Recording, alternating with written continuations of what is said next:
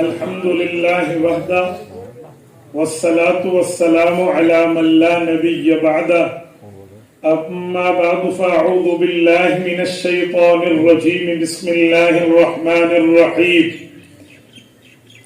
ما كان محمد أبا أحد من رجالكم ولكن رسول الله وخاتم النبيين وكان الله بكل شيء عليما عن ابي هريره رضي الله تعالى عنه قال قال رسول الله صلى الله عليه وسلم فضلت على الانبياء بست اوتيت جوامع الكلم ونصرت بالرعب واحلت لي الغنائم وجعلت لي الارض مسجدا وطهورا وارسلت الى الخلق كافه وختم بي النبيون رواه الإمام الهمام المسلم في صحيحه صدق الله العظيم وبلغنا رسوله النبي الأمي الكريم ونحن على ذلك لمن الشاهدين والشاكرين والحمد لله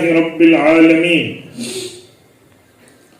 یا الہی آج تو صدیق سا ایمان دے آنکھ دے اور اسوہ فاروق کی پہچان دے کر مبرہ عیب سے اور عفت عثمان دے فقر دے کرار کا اور حیدری اوسان دے خلافت راشدہ اللہ تعالیٰ آپ لوگوں کو سلامت رکھے۔ آج 13 مارچ 2022 بروز اتوار ہے اور آج کی اس تاریخ کو ہم نے تقریباً کوئی 3 ماہ قبل طے کیا ہے اور میں آپ کی خدمت میں بروقت موجود ہوں۔ اللہ نے جزا خیر عطا فرمائے، میرا 3 سے 3:50 کا ٹائم تھا، بروقت ان حضرات نے اس کی کوشش کی ہے، رب کریم نے جزا خیر عطا فرمائے۔ یقین مانے وقت کی پابندی بڑی چیز ہوتی ہے، میں گھڑی سامنے رکھ کے ایک منٹ سامنے دیکھ کر چلتا ہوں، تو جب ہم آئیں اور جلسے والے کہیں نہیں جی تسی ہوں لیٹ ہو تو پھر بندے کا موڈ تے خراب ہو لینا۔ میرے دوستو اللہ آپ کو خوش و خرم رکھے۔ سنی کانفرنس ہے اور اس سنی کانفرنس کے حوالے سے میں چند معلوماتی باتیں آپ کے سامنے کروں گا جس سے آپ کا اور ہمارے مذہب کی تقویت کا سامان ہمیں ملے۔ سب سے پہلی بات ہے، ہمیں جو اللہ پاک نے نبی دیے ہیں وہ نبی صرف نبی نہیں ہے، خاتم النبیین ہے۔ خاتم النبیین ہونے کا مطلب کیا ہے؟ خاتم النبیین ہونے کے 2 بنیادی مطلب: قاسم العلوم والخیرات، بانی دارالعلوم دیوبند، حجت الاسلام والمسلمین، حضرت امام مولانا محمد قاسم النانوتوی رحمہ اللہ نے بیان فرمائے ہیں۔ اگر ان 2 مطالب ختم نبوت کو ہم سامنے رکھیں تو دین کی بات کھلتے ہوئے ہمیں نظر آتی ہے۔ حضرت نانوتوی فرماتے ہیں کہ خاتم النبیین کا ایک مطلب کیا ہے اور دوسرا مطلب کیا ہے۔ فرماتے ہیں پہلا مطلب ہے کمال نبوت اور دوسرا مطلب ہے آخر نبوت۔ کا کمال نبوت کا مطلب کیسے ہے؟ کہتے ہیں ختم کے 2 معنی ہیں، ایک ختم بالکل ختم آخر کو کہتے ہیں، ایک ختم درجہ ختم کو کہتے ہیں۔ مثلا کوئی کہہ دے یہ قاری صاحب اتنے پیارا قرآن پڑھتے ہیں کہ قرات اس پر ختم ہے، اس کا مطلب یہ نہیں ہے کہ قیامت تک کوئی قاری پیدا نہیں ہوگا، بلکہ مطلب یہ ہے کہ قرات کی جتنی صفات مطلوب ہیں وہ ان پر ختم ہے۔ ایسے کوئی کہہ دے ماشاءاللہ ہمارے بزرگ ولایت اتنی رکھتے ہیں کہ ولایت ان پہ ختم ہے، اب اس کا یہ معنی نہیں ہے کہ ان کے بعد کوئی نیا ولی پیدا نہیں ہوگا، بلکہ مراد ہے کہ جتنے اولیاء کی صفات مطلوب ہیں چاہیے وہ تمام صفات اس ولی اللہ میں پائی جاتی ہیں۔ حضرت نانوتوی فرماتے ہیں یہ دوسرا مطلب ہے۔ تو ایک مطلب ختم ہونا، ایک مطلب صفات کا پورا ہونا، یعنی صفات کا کامل ہونا۔ کہا ختم نبوت کے یہ دونوں مطالب ہیں۔ ایک مطلب حضور پاک آخری نبی ہے، لیکن یہ اس وقت ہے جب حضور خود تشریف لائے تو آخری نبی ہو گئے، لیکن جب حضور ابھی دنیا میں تشریف نہیں لائے تھے ختم نبوت کا تاج تو حضور پاک کو پہلے ملا ہے، کیونکہ حدیث پاک میں ہے، جامع ترمذی میں موجود ہے، رسالت میں آپ علیہ الصلوۃ والسلام فرماتے ہیں انی عند اللہ مکتوب خاتم النبیین وان آدم علیہ السلام لمنجدل فی طینتہ، فرمایا لوگوں رب نے مجھے اس وقت ختم نبوت کے تاج سے تاجور کیا تھا، ابھی حضرت آدم کو وجود ہی نہیں ملا تھا۔ چکوال کے غیرت مند دوستو، اگر اس حدیث کو دیکھیں تو ختم نبوت کا یہ مطلب سمجھ آئے گا کہ حضور پاک علیہ السلام آخری نبی ہیں، تو آخری نبی پر اگر ایک ہی معنی لیں تو آدم علیہ السلام کے وقت ختم نبوت کے تاج ملنے کا کیا مطلب ہے، اس وقت ختم نبوت کا رتبہ ملنے کا کیا مطلب ہے؟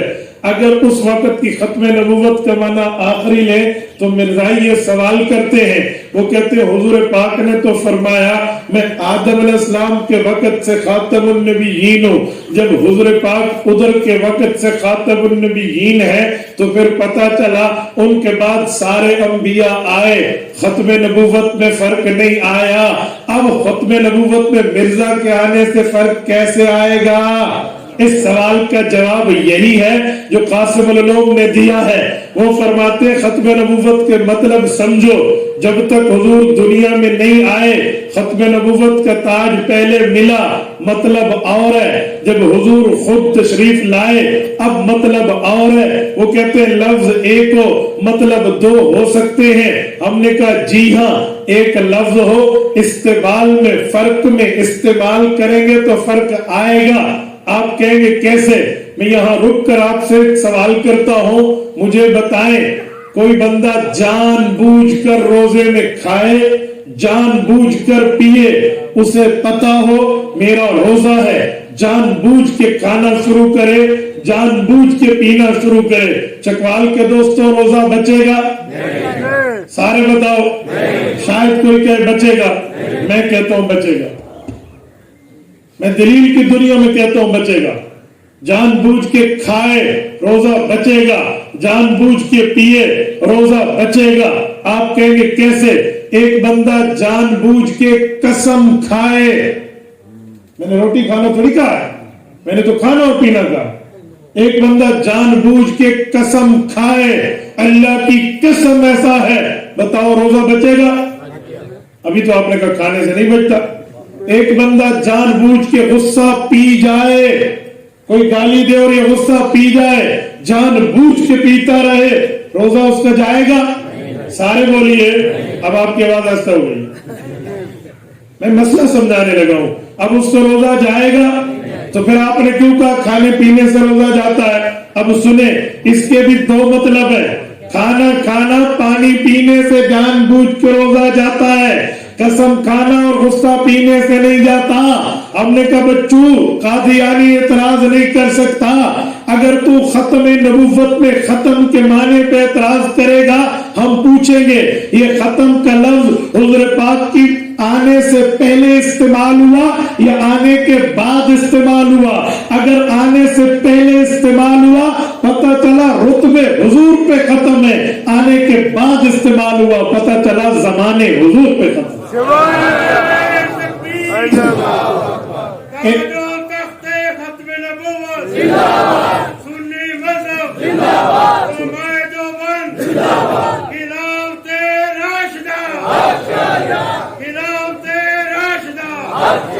دیکھیں لفظ کیا ہے، کب بولا گیا، کیوں بولا گیا؟ اب توجہ رکھنا، میری حدیث پاک میں ہے جو آدمی حدیث پاک میں ہے جو آدمی اخلاص و للہیت کے ساتھ کلمہ طیبہ پڑھتا ہے وہ جنت جائے گا۔ یہاں کلمے سے مراد صرف کلمہ نہیں ہے، پورا دین ماننا ہے، ورنہ کلمہ تو قادیانی بھی پڑھتے ہیں، کلمہ تو منکرین صحابہ بھی پڑھتے ہیں، کلمہ تو منکرین اہل بیت بھی پڑھتے ہیں، کلمہ شاید کوئی گستاخ بھی پڑھ لے تو آپ کہیں گے کلمے سے جنت جائے گا۔ ہم نے کہا لفظ کلمہ ہے مطلب پوری شریعت ہے، اسی طرح لفظ ختم ہے مطلب اس کے مکمل معنی اور مطالب، ادھوری بات نہیں، پوری بات۔ اب ذرا میں ایک جملہ کہنے لگا ہوں، توجہ رکھنا، ہر لفظ کے استعمال میں فرق ہے۔ قادیانی نے کہا इन्नी इंदल्लाहि मक्तूबुन खातमुन नबिय्यीन। हदीस है, हुजूर ने फरमाया आदम अलैहिस्सलाम की पैदाइश से पहले खत्म नबुव्वत का ताज मुझे मिला। वो कहते अगर पैदाइश से पहले मिला, अंबिया बाद में आए, खत्म नबुव्वत पे फर्क नहीं है, अब मेरे आने पे क्यों है? हमने कहा मसला ये है, हुजूर पाक दुनिया में नहीं आए, खत्म कमाना और है, जब दुनिया में आए हैं खत्म कमाना और है। अभी मौलाना ने लफ्ज इस्तेमाल किया कि हमारा शेर स्टेज पर आया है। एक शेर का माना ये है, एक है शेर और माना में। वो क्या है? एक बंदा गया चिड़िया घर में, वो पिंजरे के सामने ठहरा, शेर ने हमला कर दिया। अब बताएं, जो इधर माना शेर है कि हमारा शेर स्टेज पर आया, और जो पिंजरे में शेर ने हमला किया, ये शेर एक माना में? बोलिए, एक माना में? जी नहीं है। यही तो मैं कहता हूँ। एक बंदे ने एक दिन मुझे शेर की तस्वीर दिखाई, ऊपर लिखा था अली हैदर शेर खुदा। मैंने कहा अकल कर, क्या काम कर रहा है?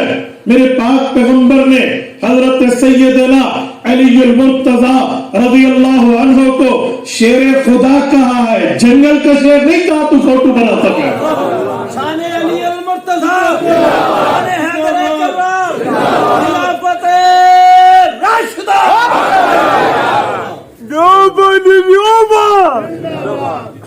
मैंने कहा तूने तो जंगल के शेर का फोटो बनाया है। अली असदुल्लाह गालिब, वो अल्लाह का शेर है, जंगल का शेर नहीं है। हम अहले सुन्नत वल जमात लफ्ज भी समझते हैं, मतलब भी समझते। ये जो सुन्नी कॉन्फ्रेंस है ना, तो सुन्नी कॉन्फ्रेंस का माना ये वो बातें करते हैं जो हुजूर की सुन्नत से साबित है। क्यों?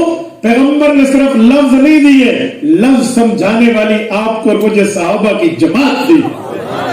अगर सहाबा की जात को हटा लें, अहले बैत पैगंबर को हटा लें, जमात मुस्तफा को हटा लें, लफ्ज समझ नहीं आ सकते। अगर समझाने वाले होंगे तो समझ आएगा। तो हमने का लफ्ज एक होता है, मतलब कई होते हैं। मैं इसकी मिसाल और देता हूँ। मैंने हाथ में ये क्या पहनी है? बोलिए, क्या पहनी है? घड़ी का क्या माना है? टाइम पीस, जिस पर हम टाइम देखते हैं। अब घड़ी के 4-5 माने और भी हो सकते हैं। मसलन एक माना और बना दे, कोई शख्स हमें दिखाए मौलाना ये हदीस देखे, मुफ्ती साहब ने देखी, मुहद्दिस ने देखी, किसी मुफस्सिर ने देखी, वो कहेगा ये हदीस नहीं है, घड़ी हुई बात है। नहीं समझे? क्या कहेगा?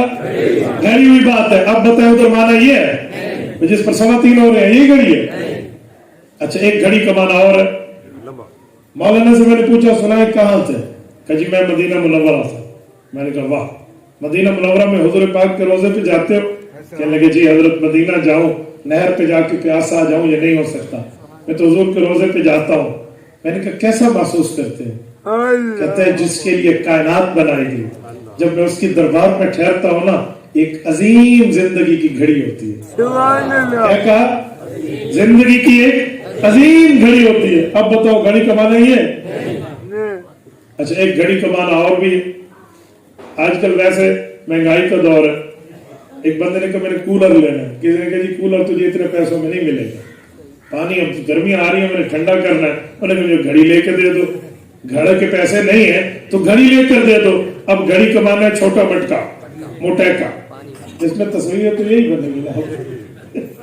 तो छोटा मटका, तो अब छोटे मटके को घड़ी कहते हैं। आप अपनी जुबान में कहते नहीं कहते?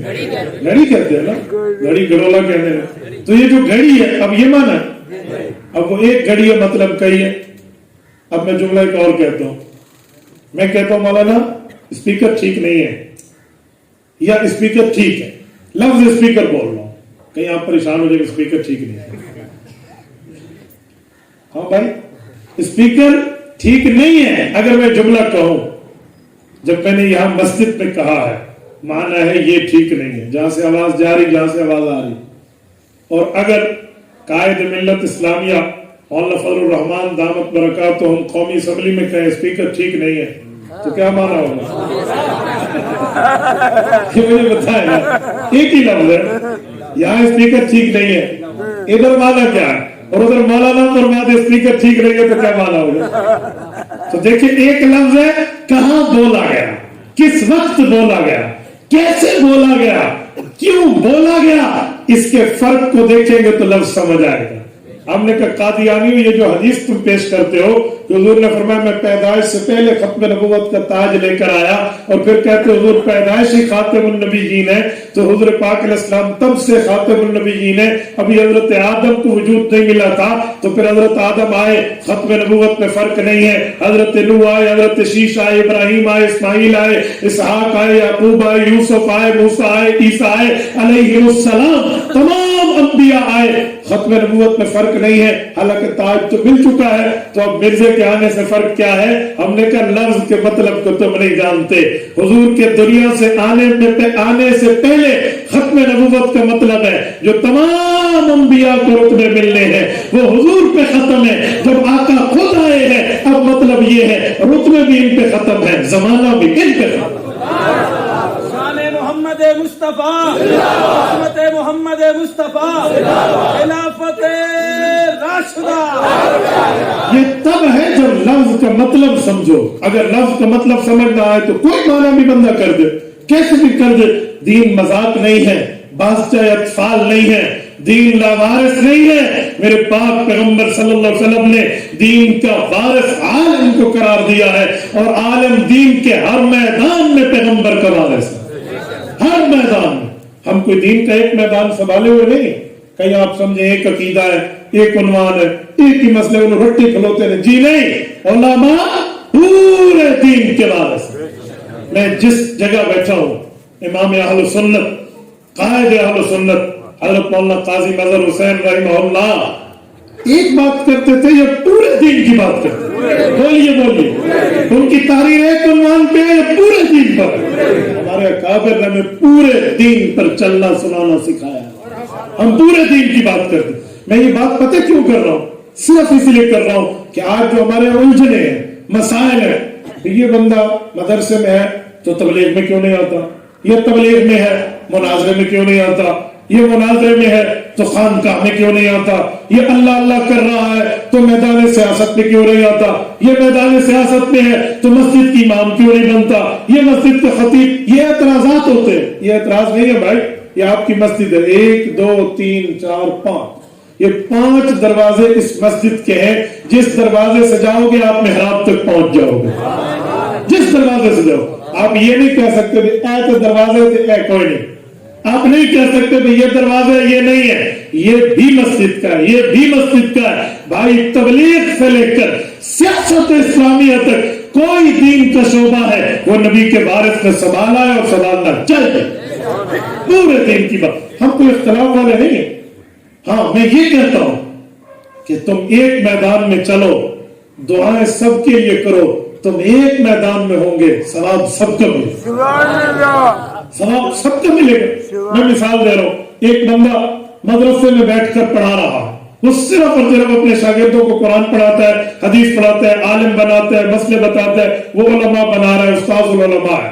اس نے تبلیغ میں سروزہ نہیں لگایا, وہ جہاد میں وقت لگانے نہیں گیا, وہ مناظرے کے میدان میں نہیں ہے, وہ اس طرح تصوف میں خانقاہ میں نہیں ہے, وہ عملی سیاست میں نہیں ہے. اب کیا کہیں گے, اس عالم کی بخشش نہیں ہے, یہ بندہ ٹھیک نہیں ہے, یہ غلط جان. بھائی وہ نبی کا وارث ہے, کسی ایک میدان کو سنبھالے ہوئے.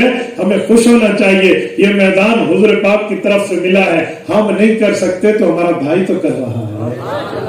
تو جب یہ بات ہوگی تو الجھنے ختم. تو میرے دوستو, ہم پورے دین کی بات کرتے ہیں, ادھورے دین کی بات نہیں کرتے.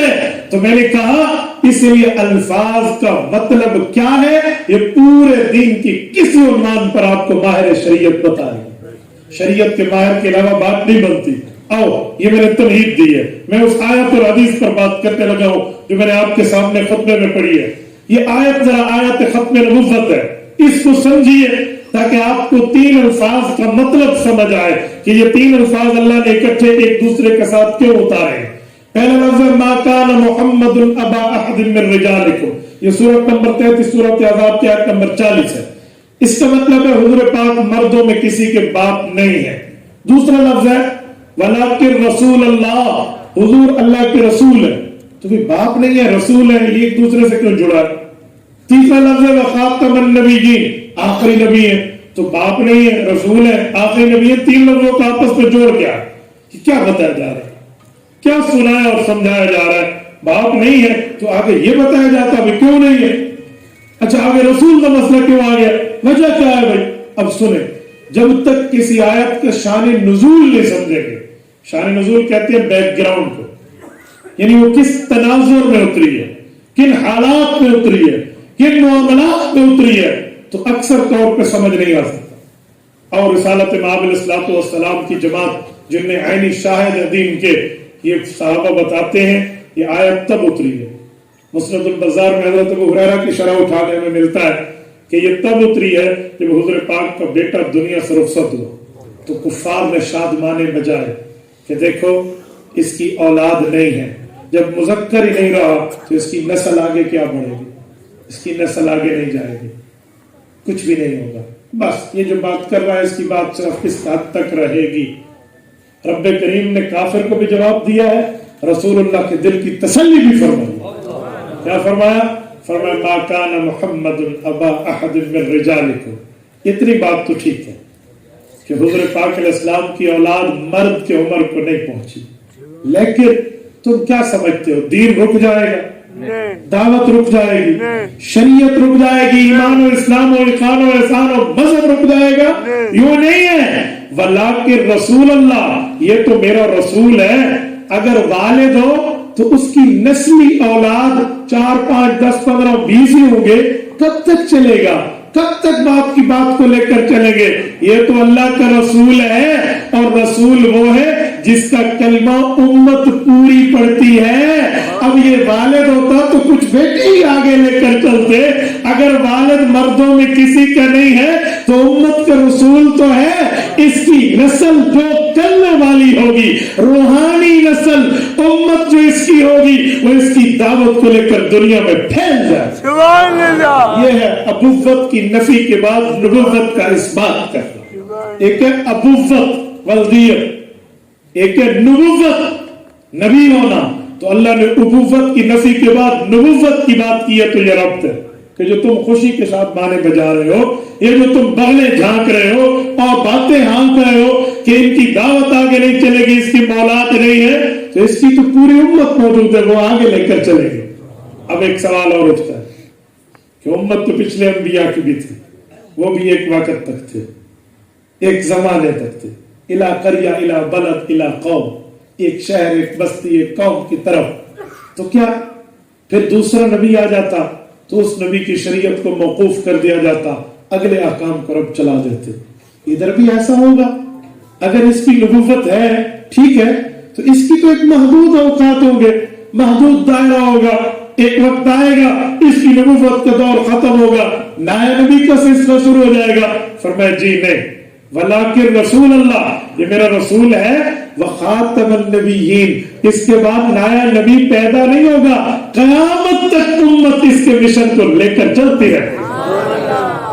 ये दूसरा जो है ना वार है काफिर के उस सवाल पर जिस पर वो खुशी मना रहा था कि तू क्या समझ रहा है, ये रिसालत मआब अलैहिस्सलाम की दावत क़यामत तक चलेगी। अब अगला जुमला जो मैंने हदीस पाक पढ़ी, इसका क्या मतलब? रिसालत मआब अलैहिस्सलाम फरमाते हैं लोगों 6 चीजें हैं रब ने मुझे दी है, बाकी किसी नबी को नहीं दी, और वो मेरी खुसूसियात खत्म नबुव्वत है। या रसूल अल्लाह वो क्या? हज़रत अबू हुरैरा फरमाते हैं, सही मुस्लिम की रिवायत है, फरमाया फुज़्ज़िलतु अलल अंबिया बिसित्तिन, 6 चीजों में रब ने मुझे वो फजीलत दी है जो बाकी किसी नबी को नहीं दी। ऊतीतु जवामिअल कलिम, अल्लाह ने मुझे जवामिअल कलिम दी है। जवामिअल कलिम क्या है? एक होता है कलमा, एक होता है कलमा जामिया। कलमा का मतलब है एक बात एक मतलब, और कलमा जामिया का मतलब है एक बात कई मतलब हल हो जाए। तो फरमाया ऊतीतु जवामिअल कलिम, रब ने मुझे कलिमात जामिया दिए हैं, मैं एक हदीस बोलूंगा कई मसाइल हल हो जाएंगे। वनुसिरतु बिर्रुअब, दूसरी चीज अल्लाह ने मुझे वो रौब दिया है। बाकी रिवायात में मसीरत शहर, मेरा दुश्मन 1 माह की मुसाफत से मुझसे दूर होता है, अल्लाह मेरा रौब और दबदबा और हैबत उसके दिल पर तारी कर देता। वो उहिल्लत लियल गनाइम, जिहाद होता, माले गनीमत मिलती। तमाम अंबिया की नबुव्वत में और हुजूर की नबुव्वत में ये फर्क है।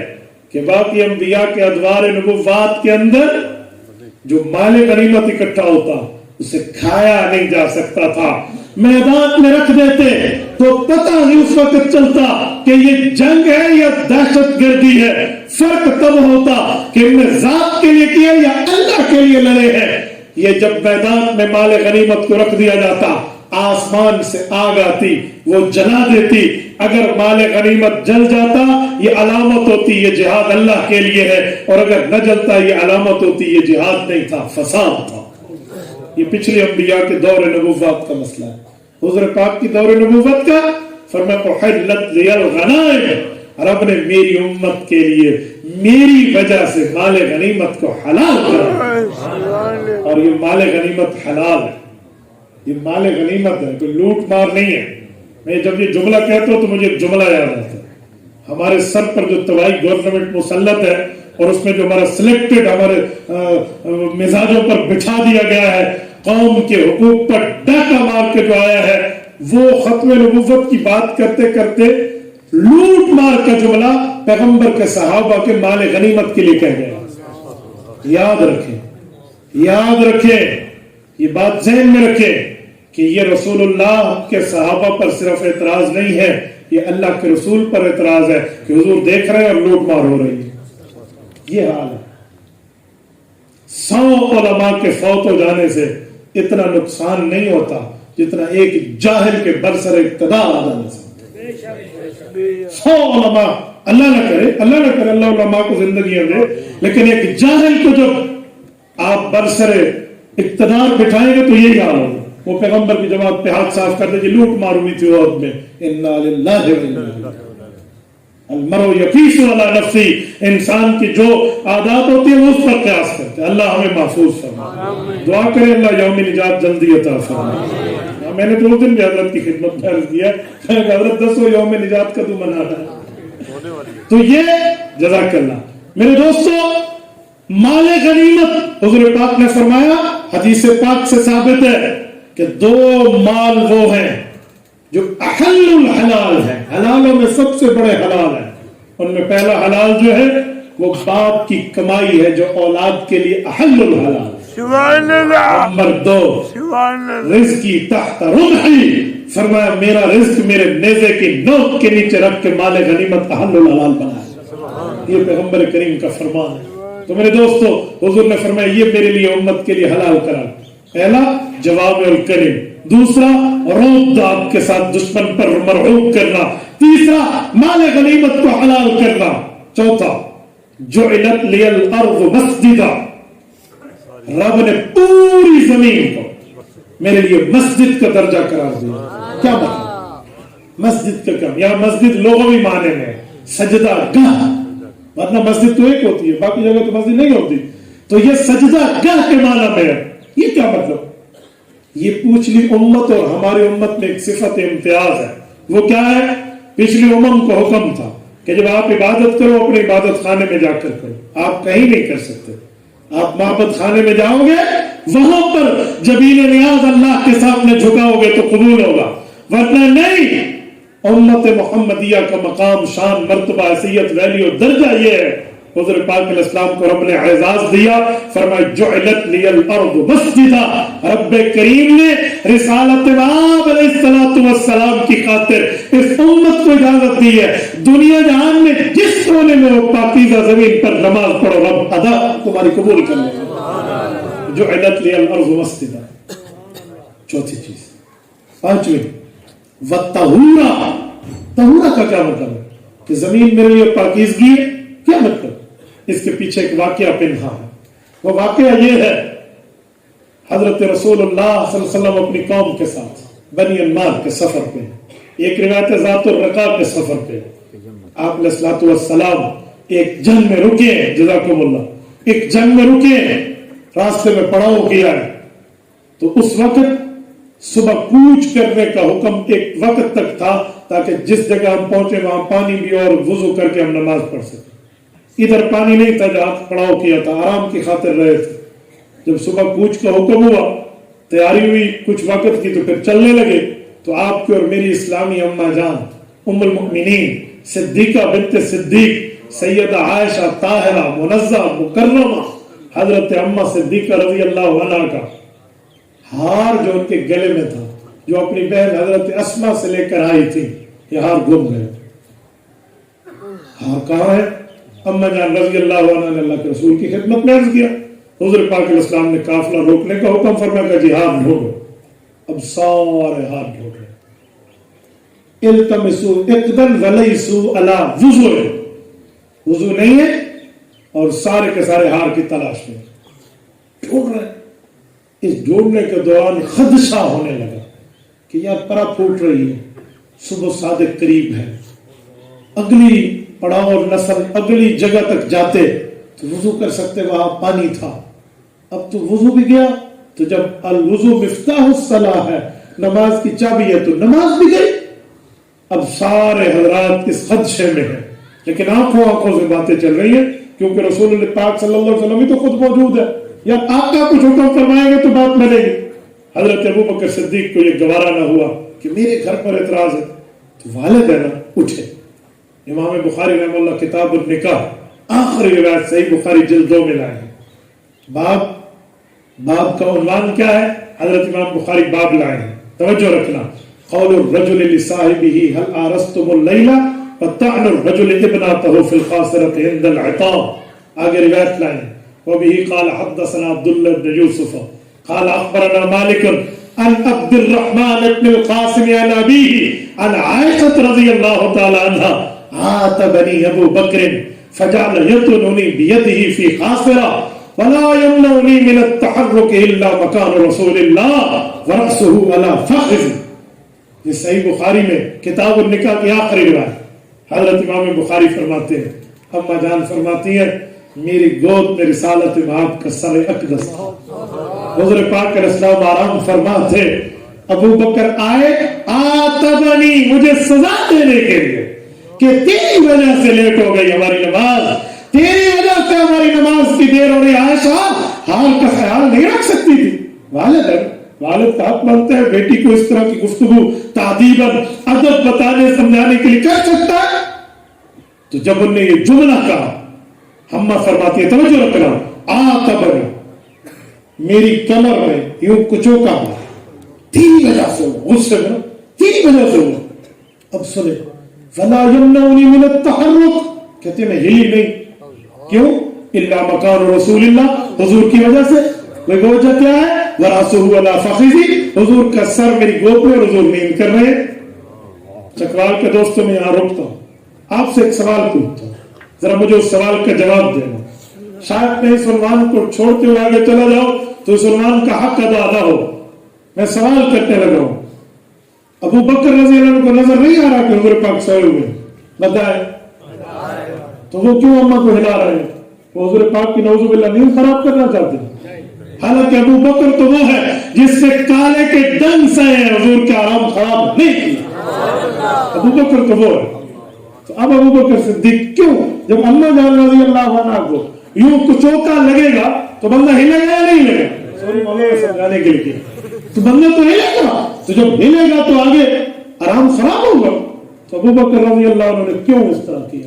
وجہ ایک سوچ کافرانہ سوچ ہے، ایک سوچ اسلامیانہ سوچ ہے۔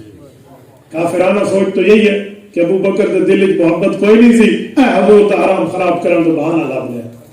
یہی بےمانیوں کی سوچ ہے، مسلمانوں کی سوچ یہ نہیں ہے، ایمان کی سوچ یہ نہیں ہے۔ آؤ میں ایمان کی سوچ دیتا ہوں۔ ابو بکر صدیق کی بیٹی اماں عائشہ ہے اور ابو بکر اس کے ابا ہے۔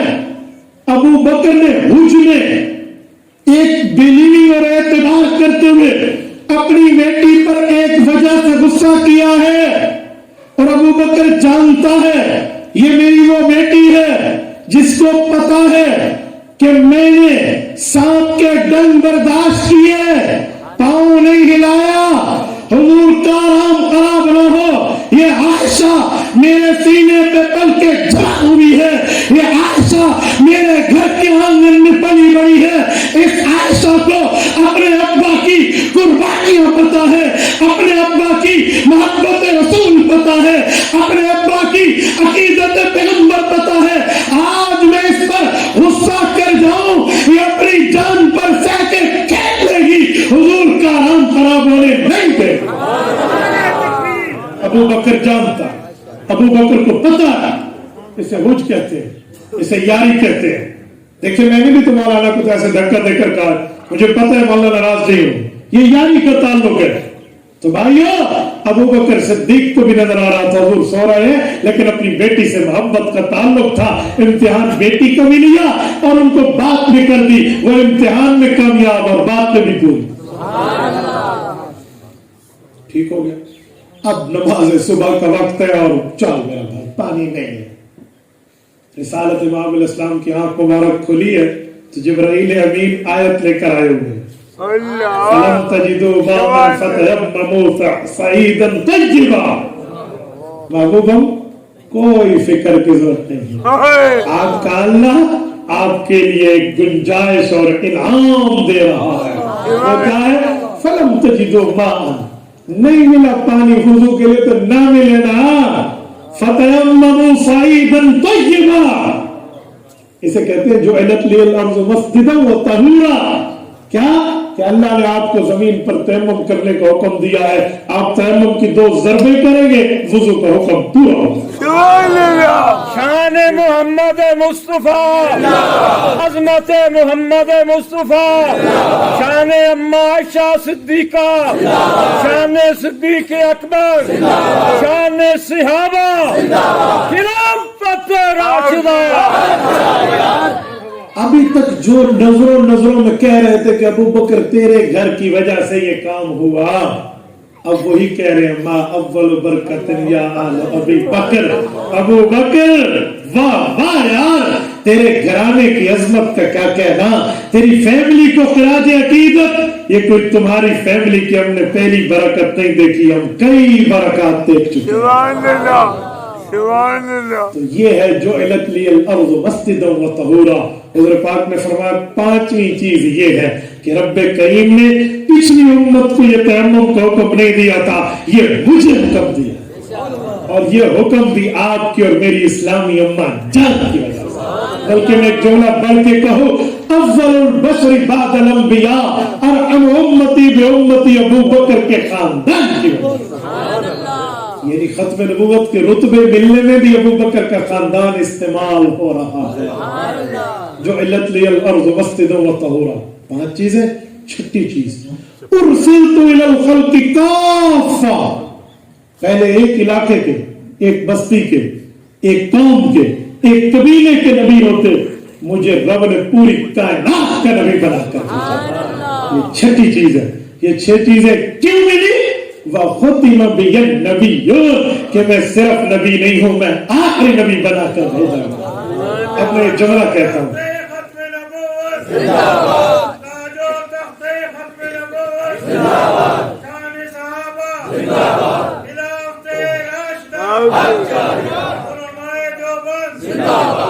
یہ میں نے اس لیے سمجھایا ہے کہ ختم نبوت کی عقیدے کی بات پورے دین کی بات بتانا ہے، اس طرح اکیلے کی بات نہیں ہے، یہ ایک عنوان ایک ٹاپک نہیں ہے، بلکہ پورے دین کی رکھوالی ہے کہ میں آخری نبی بنا کر بھیجا گیا، مجھے اتنے اعزازات ملے۔ اب ذرا توجہ رکھنا، میرے پاک پیغمبر کا یہ رتبہ، یہ مرتبہ، یہ درجہ، یہ حیثیت، یہ ویلیو ہے، تو ہمیں سمجھ جانا چاہیے کہ عقیدہ ختم نبوت پورے دین کے عقائد کی بنیاد۔ بلکہ میں سمجھانے کے لیے ایک جملہ کہتا رہتا ہوں کہ لوگوں، کوئی بندہ اللہ کو خالق مانے، رازق مانے، مالک مانے، جبار مانے، قہار مانے، قدوس مانے، ساری صفات رب کی مانے، لیکن وحدہ لا شریک نہ مانے کہ اللہ اکیلا ہے، یہ نہ مانے، تو اس نے کچھ مانا؟ کچھ بھی نہیں مانا۔ ایسے کوئی بندہ حضور پاک کو نبی مانے، امام الانبیاء مانے، امام الرسل مانے، صاحب الہجرت والمعراج مانے، صاحب القرآن مانے، مکی و مدنی مانے، اعزازات کی انتہا مانے، اگر ختم نبوت نہیں مانا تو کچھ نہیں۔ تاج و تخت ختم نبوت زندہ باد، شان نبوت زندہ باد، مقام نبوت زندہ باد، خلافت راشدہ ختم نبوت اس طرح بنیاد ہے۔ اب ذرا سمجھیے، عقیدہ ختم نبوت پر آج میڈیا کا دور ہے، میں خلاصہ دے رہا ہوں پوری گفتگو کا ہمیں غیرت کے ساتھ مذہبی ہمت کے ساتھ اس میدان میں اترنا چاہیے. پتہ ہے کیوں؟ آج اہل باطل، اہل کفر میڈیا کو استعمال کرتے ہوئے اپنی طاقت کے ساتھ ہمارے نوجوانوں کو گمراہ کر رہا ہے. ان میں پتہ ہے بنیادی پہلی چیز کیا ہے؟ اگر وہ گستاخی لکھیں پھیلائیں تو ان کی چلتی نہیں ہے. وہ کیا کرتے ہیں؟ کبھی انبیاء کی گستاخی، کبھی حضور پاک کی گستاخی، کبھی صحابہ کی، کبھی اہل بیت کی. گستاخی لکھتے ہیں، نیچے ایک لفظ لکھتے ہیں. مولانا اندازہ کریں، یہ پوسٹیں چلتی ہیں، نیچے لفظ لکھتے ہیں لعنت بھیج کر آگے پھیلا دو. اور میری آئیڈیوں پر بیٹھا ہوا میرا سادہ نوجوان جس کے دل میں دین کا درد ہے، دین کا علم نہیں ہے، صرف دین کا درد ہے، وہ اس پروپیگنڈے سے متاثر ہو کے آگے پھیلا دیتے ہیں. ایک آئی ڈی پر 5000 فرینڈ ہوتے ہیں، مائکرو سیکنڈ لگتے ہیں کلک پر. سیکنڈ بھی نہیں، سیکنڈ بڑی چیز ہے، مائکرو سیکنڈ ایک کلک پر باقی بات چلی جاتی ہے. 5000 کے بعد اگلے نے دیکھا لعنت بھیج، اور لعنت ہے آگے، لعنت لکھ کے آگے. بھائیو یہ مرزائیوں کی چال ہے، یہ دشمن اسلام کی چال ہے. وہ چاہتا ہے کہ گستاخیاں پھیل جائیں. نہ ہم گستاخیاں پھیلانے والے نہیں ہیں، ہم حضور کی عزت اور ناموس بتلانے والے.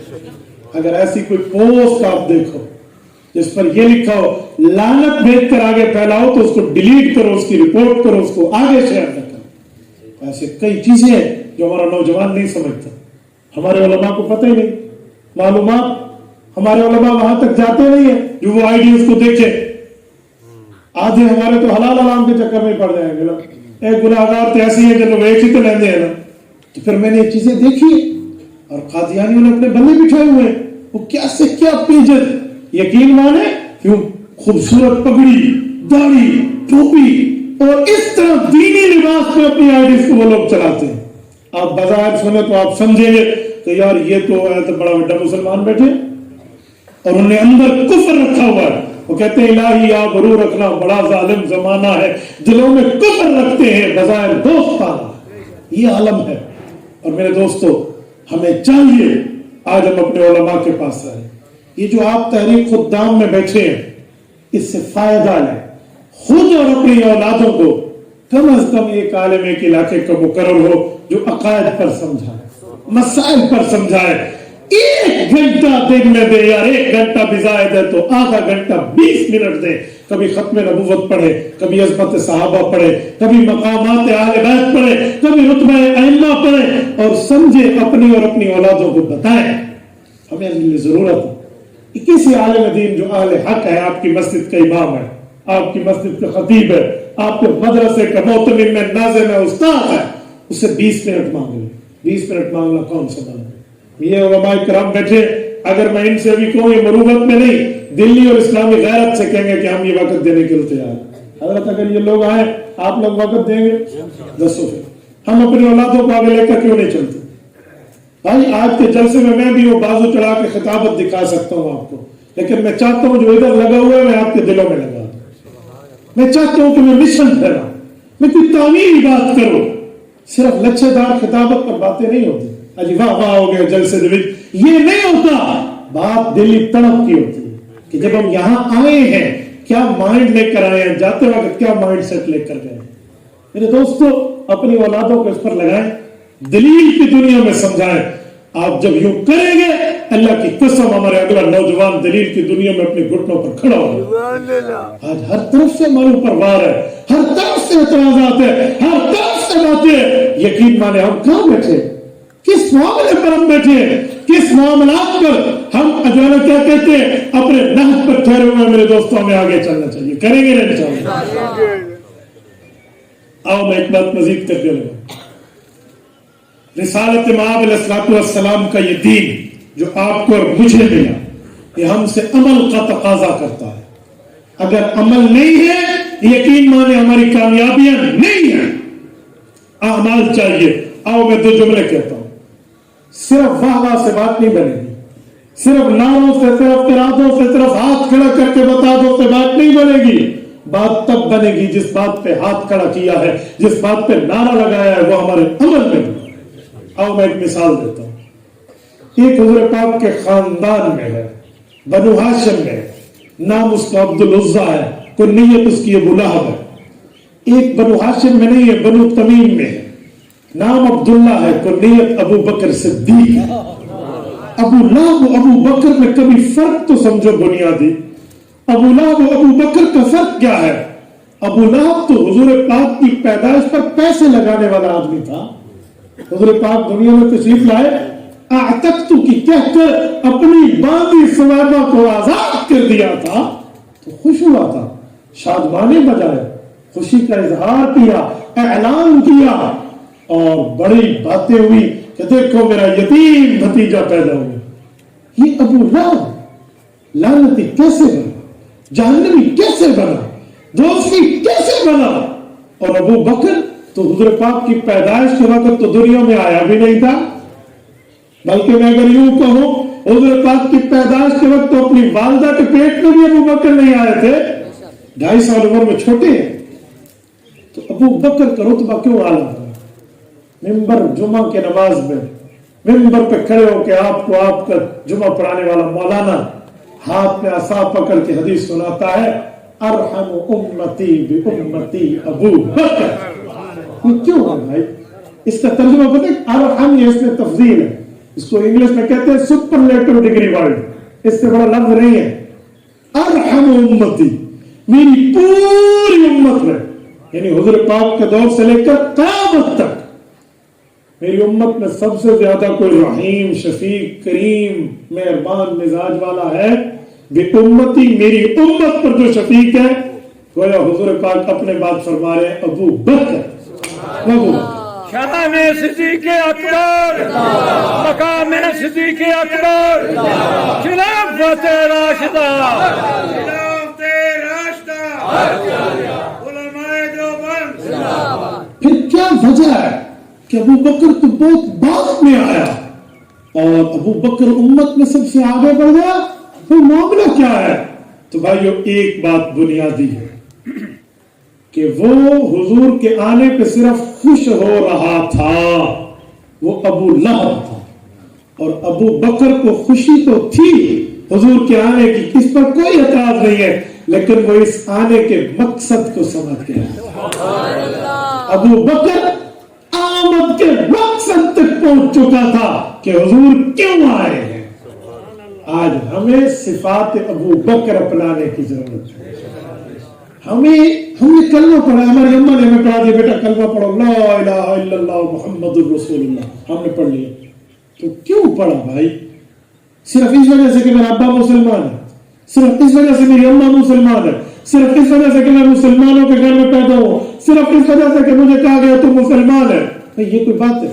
یہ ساری باتیں اپنی جگہ، لیکن میں مسلمان کیوں ہوں؟ میں نے آقا نامدار کے احکامات کو فالو کرنا ہے، اصل وجہ یہ ہے، خالی یہ نہیں۔ اب کیوں وجہ کہاں بنی تھی؟ وجہ بنی تھی کوہ نور پہ، رسالت مآب پر آیت اتری، وَأَنذِرْ عَشِيرَتَكَ الْأَقْرَبِينَ، محبوبم جو آپ پر دین عطا ہوا ہے، نازل ہوا ہے، اس کا اعلان لوگوں میں کر دو۔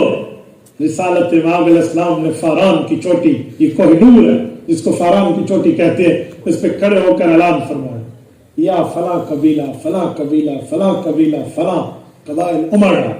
اللہ کے رسول نے پوچھا دعوت دینے سے پہلے اپنی ذات کے بارے میں، کیوں؟ نبوت کی ذات مانی جائے گی تو نبوت کی بات بھی مانی جائے گی۔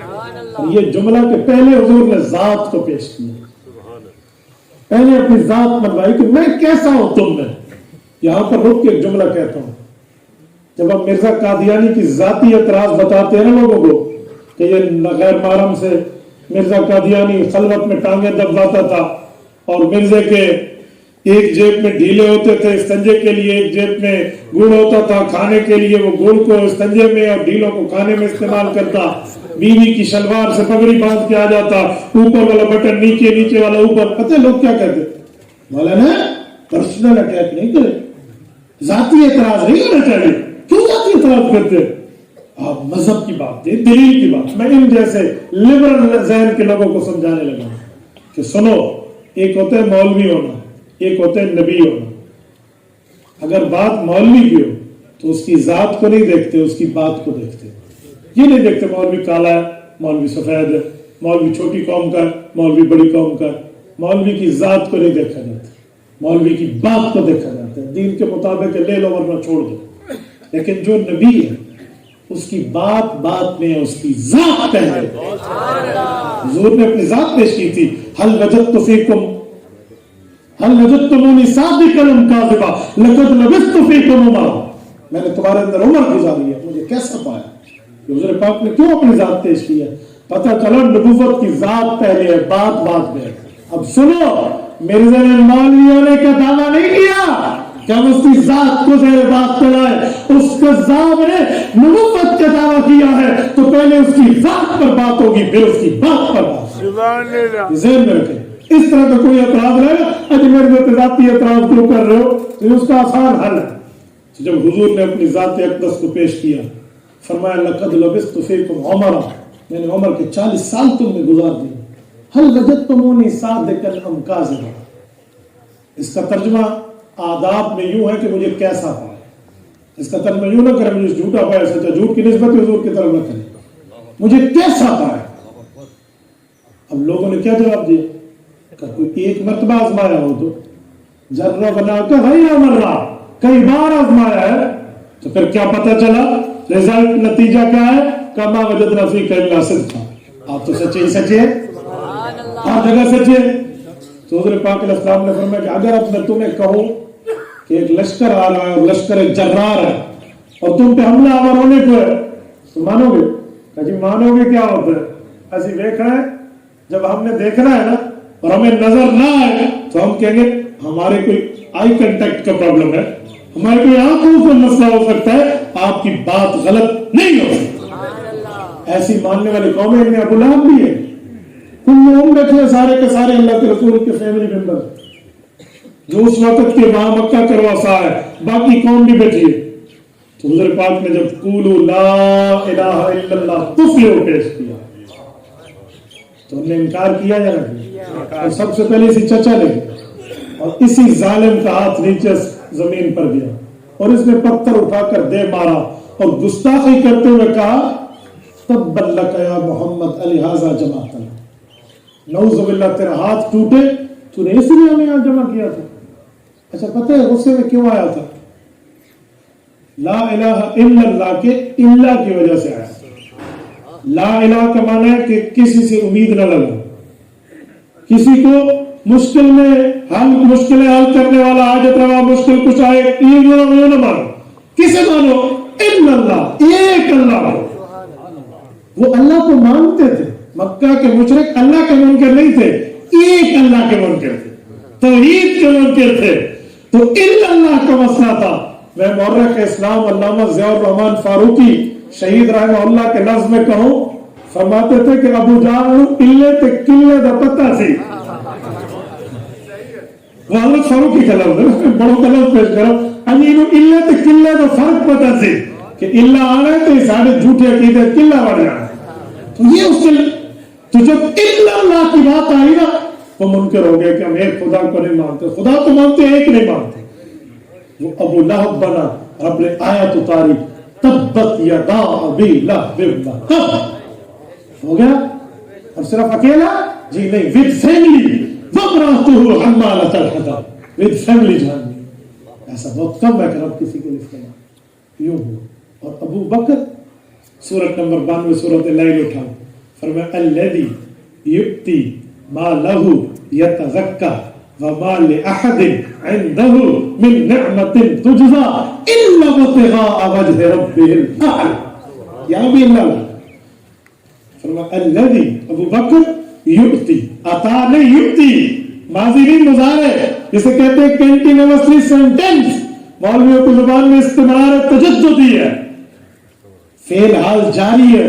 یؤتی یہ تو مال لگا رہا ہے، ایک وقت نہیں لگایا، ابھی بھی لگا رہا ہے اور اس کو قیامت تک اس کا ثواب ملتا رہے گا. یؤتی مالہ، حضور پہ کیوں مال لگاتا ہے؟ نمبر بنانے کے لیے کیوں لگا رہا ہے کہ جی میری جے کار ہو جائے گا، ہو جائے کہ جی نہیں. یؤتی مالہ یتزکی، یہ چاہتا ہے اللہ مجھے پاکیزہ لوگوں میں شامل کر. ہو سکتا ہے یہ کوئی احسان کا بدلہ دے رہا ہو، بنو ہاشم نے اس پر کوئی احسان کیا ہو، آج دکھا رہا ہو تسی کیتا سے جاؤ میرا جواب سنو. یہ جو ہمارے یہاں غلط رسم میں ہے نا، یہ لوگ شادی میں پیسے دیتے ہیں، یہ جو سلامیاں لکھواتے، پتہ کیوں؟ اس میری شادی سے سلامی لکھوائی سی میں دینا بھائی ہدیہ دینا ہے تو یہ وہ دے یا نہ دے ہوتا ہے. یہ عجیب رسم چل پڑی ہے. میں کہتا ہوں یہ وہ ظالم ہے رسم رکھنے والے، ہوٹلوں والوں سے زیادہ ظالم ہے.